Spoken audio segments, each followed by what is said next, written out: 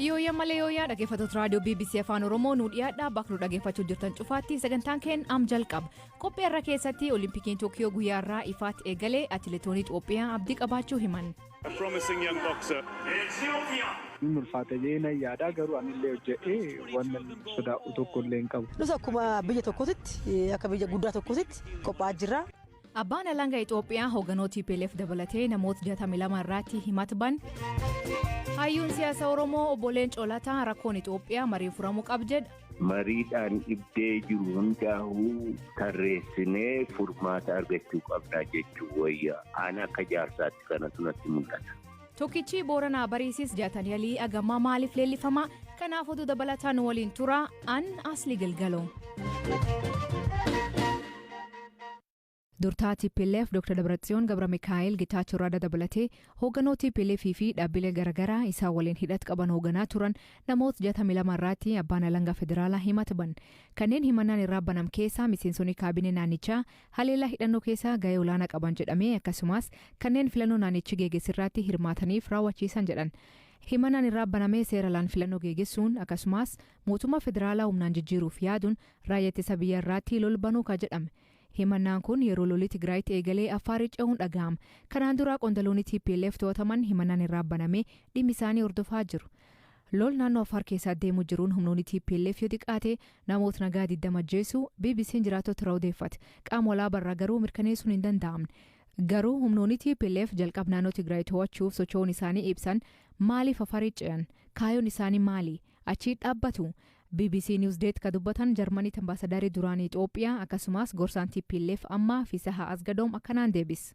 The Ethiopian government has brought additional forces, additional national. Mootummaan Itoophiyaa loltoota raayyaa ittisa biyyaarraa dabalatee milishaa fi humnoota adda addaa naannoo Amaaraa fi kanneen Affaar qindeessee daangaa Tigraay ammallee ce'uu barbaadu. Haa ta'u malee humnooti keenya isaan loluun guutummaatti naannoo daangaa keessaa baasanii hedduun du'an kan hafan ammoo faffaca'anii jiru. Wanta Affaaritti raawwate kana fakkaata. Achitti hin dhaabbatan hanga mootummaan Itoophiyaa waraana hin dhaabnetti lolatti fufu. Loltootni mootummaa hanga ammaa lixa Tigraay jiru. Loltootni Eertiraa jiru. Humni adda Amaaraa bakkeewwan garii Tigraay keessaa qabatee jira. Dabalataan Tigraay deeggarsa namoomaa irraa kutamtee jirti. Kanaaf hanga jijjiiramni argamutti yookaan waliigalteen jiraatutti humnoonni Tigraay mootummaa federaalaan wal loluutti fufu. Ani garuu karaa Jibuutii kutuuf deemuu isaanii hin beeku. Natti hin himamne. Ammoo hanga uummata Tigraayiif balaa ta'anitti waraannetti fufa. Continue to engage the Ethiopian forces so long as they are a threat to the security of the Tigray people. Lol torbaan dabree gaaf sanbataa TPLF'n baneen naannoo Affaaritti lammiileen nagaa 70 ol buqqa'an waan qondaalii TPLF kun dubbatan faallaatti jidduu kanaa raayyaan ittisa biyyaa humnoota TPLF Affaar keessa socho'an irratti haleellaa raawwatu ibsa.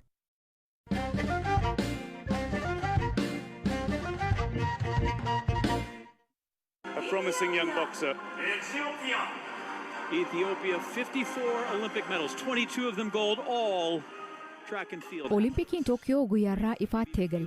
Wagga dabree sabab koronaavaayirasiitiin baranaa dabree ture Olimpikiin Jaapaan qopheessitee haal hawaataan eegale. Sagantaa kanarraatti mootii Jaapaan Naruhito dabalatee keessummootni kabajaa Kumitook irratti argaman. Olimpikii kanarraatti atileetonni 11 ol biyyoota 207 irraa walitti babbahanii 7 dorgommii irratti hirmaatu. Haa ta'u malee sirbanis Olimpikii kanarraatti kanneen Itoophiyaa bakka bu'uun alaabaa qabatanii bahan namoota lama qofa. Sabab kanaaf namoonni komachuun yaada isaanii miidiyaa hawaasaa irratti ibsachaa jiru. Haa ta'u gara Japaaniin imaliin hin dura waa'ee koppii gara Itoophiyaa BBC'n atileetii kanaan dura warqee Olimpikii fiddee ammoo pireezidantii Federeeshinii Atileetiks Itoophiyaa taatee Daraartuu Tulluu dubbiste. Qophiin keenya baay'ee gaariidha. Baay'ee bareeda, baay'ee gaariidha. Addunyaan tukumtu kuma hirmaatan Olimpikii irratti hirmaatu hunduu mo'amu fudhatee mo'achuuf waan qophaa'uuf nus akkuma biyya tokkotti akka biyya guddaa tokkotti qophaa'aa jirra. Itoophiyaa immoo isa irra darbee immoo kan Itoophiyaa adda goosisu gootichi keenya Abbabee Biqilaa bara akka faranjiitti bara 1964 waan mo'ateef uummanni addunyaattis taanaan uummanni keessattuu immoo uummanni Jaapaan uummanni keenyas qabxii olaanaa nurraa eega. Rabboon warqaaree kaa qabxii gaarii finna jennee yaadna wanni guddichi kaa wanni nu jeeqee sirriitti akka garaa keenyatti akka hojjennu godhe tokko koovidii Tookiyoo qilleensa ishii baay'ee wada. Magaalatti wannoonsaa haalli qilleensa isaatii fi haalli pirootokoolii koovidii baay'ee yaachisaadha. Atileetota Olimpikii kanarraatti Itoophiyaa bakka bu'uun hirmaatan keessaa tokko Solomoon Tuufaa. Solomoon taayikoondoodhaan kan dorgomu yoo ta'u Itoophiyaan kanaan dura gosa ispoortii kanaan hirmaatee hin beektu. Olimpikii irratti hirmaachuun abdii isaa yeroo dheeraa ta'uu hima. Ammayyuu itaanatti dubbis.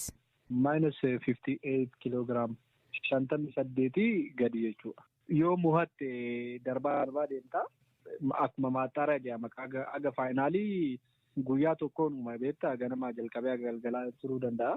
Yeroo tapha tokko darbitu 8 keessa akkasitti 4 keessa jedhama aga faayinaalii deemta. Ati yeroo jalqabaaf biyya bakka buutee deemta. Itoophiyaanis yeroo jalqabaaf teekwaandoo duratti hirmaatti. Maalan fidee dhufaa? Maalan sammuudhaa qabeetta? Waldorgommii baay'ee irratti hirmaatte. Wannoomni anillee narra gahee achillee isallee darbeen as gahee yaa'u rabbi yoo na gargaaraan wanna nu danda'u hunda hojjedheen jira. Yoo rabbi na gargaare yaa'u gadi meedaaliyaa keessa galee alaabaa kaasuun fe'aka. Dhaloonni keessa Solomoon? Ani dhaloonni kiyya Boqojjiitti dhaladhee. Boqojjiitti dhaladhee gara Finfinneetti dhufee obboleettiin kiyyaas turte gara ishiitiin. Nastooti Tufaanillee Tigisti Tufaanillee obboleettii. Kan maaraatoonii fiigan jechuudha? Lamaan. Maaltiin jedhu maatiin? Maatiin hin gammada yaa'u gara fiigichaa hin fe'uu turanii duraanii. Amma ani kanaan jabaachaa deeman wal dorgommii baay'ee irratti illee qabxii fiduu jalqaban bakka isaan illee na gargaaruu jalqabanii baay'ee na jajjabeessu. Isaan lamaanuun beektaa olompikii irratti hirmaatan Tigistufaan Riyoo olompikii amma darbeessanii nastooti immoo Beejing irratti hirmaattee jirti. Innaa sadaffaa mana tokko nama 3 ispoortii biraatiin immoo amma olompikii namni 3 darbe jechuudha olompikii irratti hirmaatee beekaa. Amma baay'ee gammadu isaan illee kana yoo yaadan. Dorgomaan cimaan naqunnamuu eenyudha? Tireen kaampii Jarman keessa deemee ji'a tokkoof illee qophaa'ee anillee shaggaa hojja'ee rabbitu beeka jenneeti eeggachaa jirra. Baay'ee hin jabaataa taphni hin ulfaata jee yaada garuu anillee hojja'ee waan sodaa'u tokko illee hin qabu. Faadhu Solomoon jajjabaadhu. Harkaan garuu.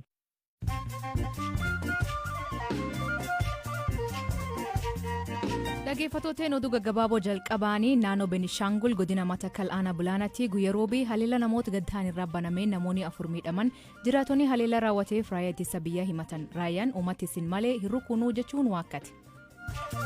UK torbaan kana biduraan dhorkaawwan kooronaavaayirasii ittisuuf kaa'ame kaafte garuu namoonni dhukkubichaan qabaman dabalaa jira. Deetaan biiroo staatistiksii biyyaalessaa akka agarsiisutti UK'tti namoota 75 keessaa namni tokko dhukkubicha qaba. Olimpikii Tokiyoo keessatti atileetiin Aljeeriyaa Feedi Nuuriin lammii Israa'el waliin dorgomuu diduun keessa baay'e. Nuuriin miidiyaalee Aljeeriyaa takimeetti harki xureessuu hin barbaanne dabalataan deeggarsa Palestiinaaf qabuuf jedhe. Kanaan dura dorgommii addunyaa bara 2019 irratti sababa kanaaf keessa baay'e.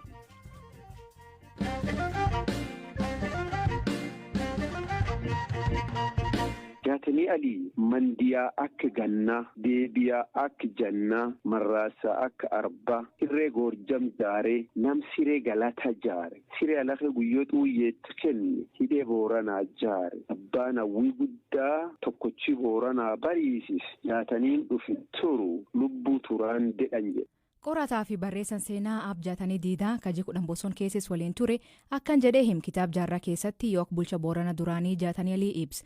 Jaataniin kajalatame wagga 29 du'isaatiin duubaarfamu akka bulchaatti uftuffachaa ture jetti jaaroleenis is beetu. Karooraa fi toraarii alaa guyyoo hojiirra oolchuuf hojjedhu malee karoor biraatu hin baafne jechaa ture jedhan. Inni hagamaa maaliif akkan leellifamu?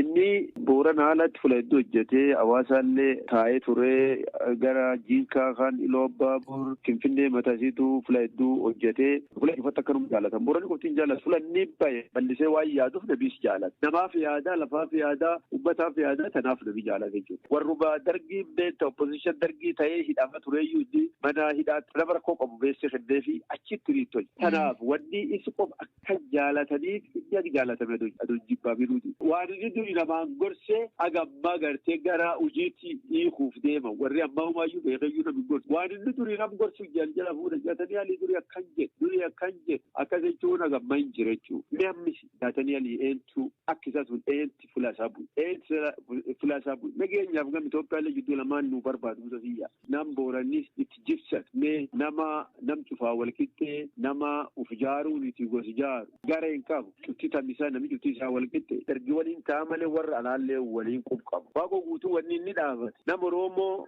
kadargii kee jiru yoo feetan cufaa fixa ammoo jaatanii aliin ijjeessinaa jedhan. Jaatanii aliillee immoo yoo loltuun achi yaadu waaqa guutuun tuqinaa jedhan. Warri lamaan laali haangam kan jira haangam sun jira warra kun lamaan wal dhaamatedha. Booranaa fi Gujii wal ijjeetti dadhabnaani isumatti asumaan murtii du'atti fidee nama ijjeessuuf ijjeessa jedhanii ijoolleen Booranaa tatanaan ijjeessanii jiru. Yoo ati misoometti kennan misoomaati namni nagaati nam barnootaati. Bulchootii amma jirtu waan akkamii isirra barachuu qabdi? Tokko inni sodaatu cabsee seena. Cabsee seena abbaa feddur dhaabateetiin waan feddubataa wadiduu malan jedhamni ni gaafasi namni isaa mormu nama yookaan hamtuu irratti argu injaaraa malee gartee hin miidhu hin dhabamsiisu.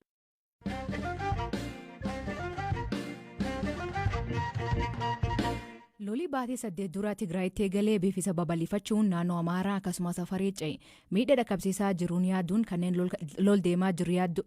lol deemaa jiruun yaaddoo ibsatan baay'ee lol kanaaf furmaatii maalii ammayyuu itaana hundeessaa baa'uu fi gameessi siyaasa Itoophiyaa waggoota dheeraaf dhiyootti hordofan obbo Leencolataa gaafate. Furmaanni isaa illiitiin biyya kanaa gattaa'ee mari'atee akkamitti walii wajjin jiraanna jedhu irratti walta'iinsa gahudha. Naashinaal daayaloog waan jedhamu sanatu baasa. Wal ta'uudha gabaabaatti kana akkasitti na mul'ata. Mi'a addatti amma TPLF aangoora ture waggaa dheeraaf isaan beektu paartii biyya bulchuu yookiin immoo mootummaa wajjin wal dhabaa yeroo ammatti sababni isaa wal dhabsiise rakkootti isaan buuse maali inni ijoo? Isaan lamaan gaafachuudha sana jedhatu himachuu qabu. Maalirratti wal dhabne jedhanii isaan himachuu qabu. Wal dhabbiin Itoophiyaa keessaa garuu Itoophiyaan biyya akkamiitii ka jedhu irratti hundi inni qawwee qabus inni qawwee hin qabnes wal dhabbiin jira sanarratti. Warra biyya saba tokkichaa afaan Amaaraa duwwaa dubbatu jedhutu jira. Warra lakki biyya sabootaa fi sablammii garagaraati warra jedhutu jira. Warra immoo lakki nuti kanuma keessa jiraachuun barbaadnu baanee biyya walaba keenya ijaarranna warra jedhutu jira. Wal dhabbiin bifa bal'aadhaan akkasitti deemaa jira. Gariin qawweedhaan of himaa jira. Gariin immoo manuma taa'ee guutuuma. Egaa amma TPLF kan lolarra jiranii haalduree kaan dhukaasa dhaabuudhaaf yookiin immoo araaratti deebi'uudhaaf wantoota sana keessa dhimmoota siyaasaa kaasaniis qabu mootummaan immoo sana hin fudhanne.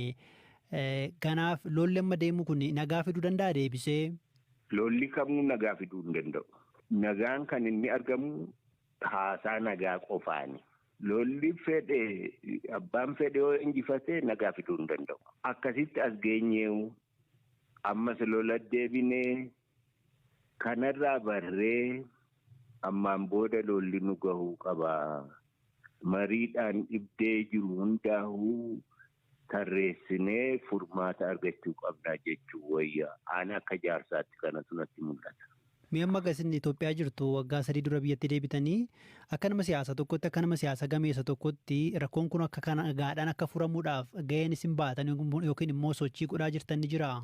Lakki nuti waggaa 3 dura yeroo biyya deebinu haalli gaafas turee fi haalli har'a jiru baay'ee walirraa fagoodha. Mariin biyya guutuu barbaachisaa. Asitti dhumachuu qaba wal dhabbiin keenya, wal loluun keenya. Dhaloota kanarratti dhumachuu qaba.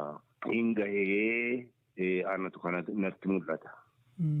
Tole nama siyaasa tokko gaafannaan jarri TPLF durumaa aadaadhuma mariidhaan furmaata hiikuu hin qabanii jedhanii qeequ. Isinis isaan beektu yaadi keessan maali? Itoophiyaa keessa mariidhaan rakkina furuun Tigiroota irratti qofa kan daanga'u bal'aadha. Ilmaan saboota biraas amala sana qaban. Aadaa politikaa biyya kanaatu fokkisaadha. Aadaa dimokiraatawaa miti. Aadaa dimokiraasii horachuu qabnaa. Tole ulfaadha obbo Leencoo galatooma. Nagaan. Dhaggeeffattootteen sagantaan har'aa ganumaa torbaan guutuun waliin turuu keessaniif ulfaadha isaniin jedha. Mammaansi keenna gaabbiif eegen abba duuba. Sagantaa kan qophees Amaayyoo Itaanaa gam teknikaatiin Deevis Masaaru kan isaniif dhiyeessan Aslii Galgalooti ag torbaan dhufuu nagaa waaqakee bulaa oraa bulaa deebanaa hangafamaan dhan bulaa.